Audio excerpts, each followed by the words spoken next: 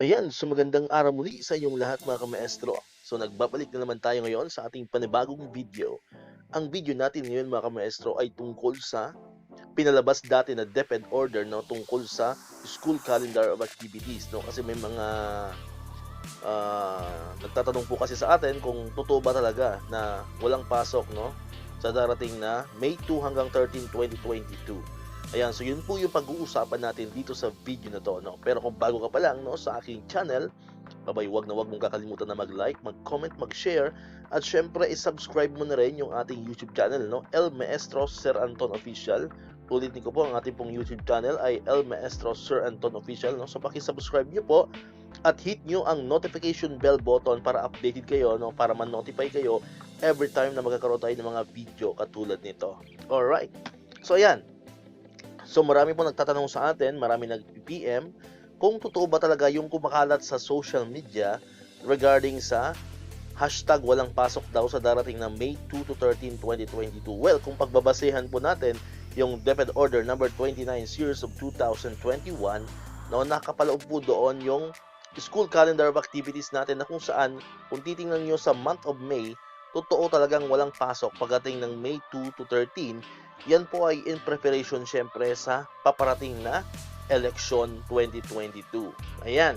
So, ngayong araw po, no, ngayong araw po mismo, April 18, 2022, nagpalabas po ng confirmation ang DepEd. Ayan. So, none other than our department, ang DepEd po mismo. So, ibig sabihin, pag nagpalabasan ng confirmation yung DepEd, so, wala nang fake news niyan. So, yun po ay totoo na, confirm na po, no, na walang klase. Ayan, nakikita nyo po sa ating screen. Walang klase, May 2 to 13, 2022. Ayan, mga kamaestro. No, nakikita nyo dyan, no?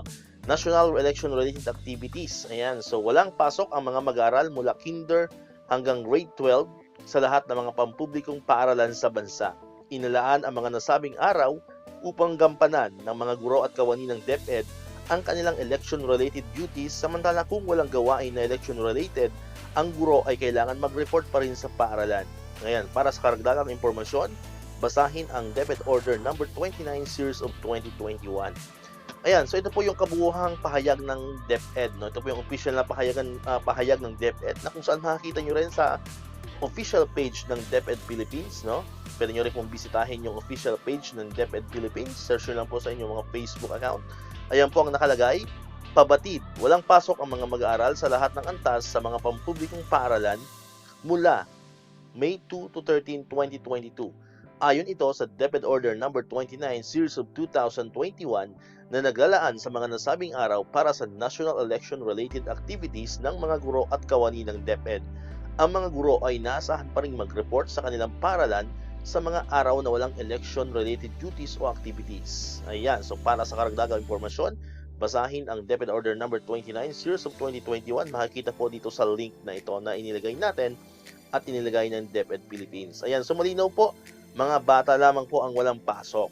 Ayan po yung malinaw, no? So sa mga nagtatanong po sa atin diyan kung kasama ba tayo mga kaguruan, so malinaw po sa ipinalabas na confirmation ng DepEd na mga bata lamang po ang mga walang pasok, especially yung mga nag-online class at yung mga nag-EF2F na. So kung may face-to-face class kayo sa inyong school, so hindi nyo na po papapasukin yung mga bata, okay? So wala po silang pasok, wala silang contact sa inyong mga teacher.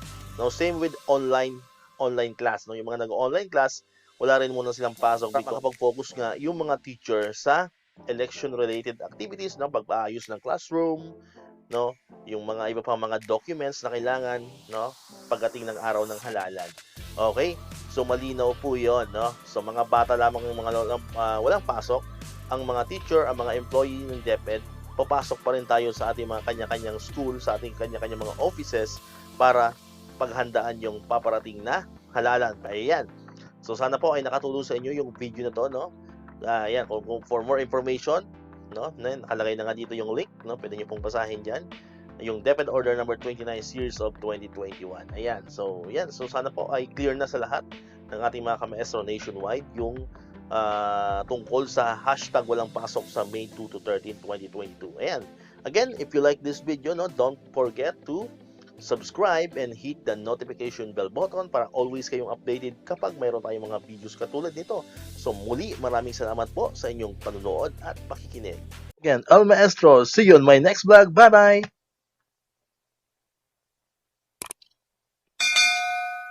1, 2,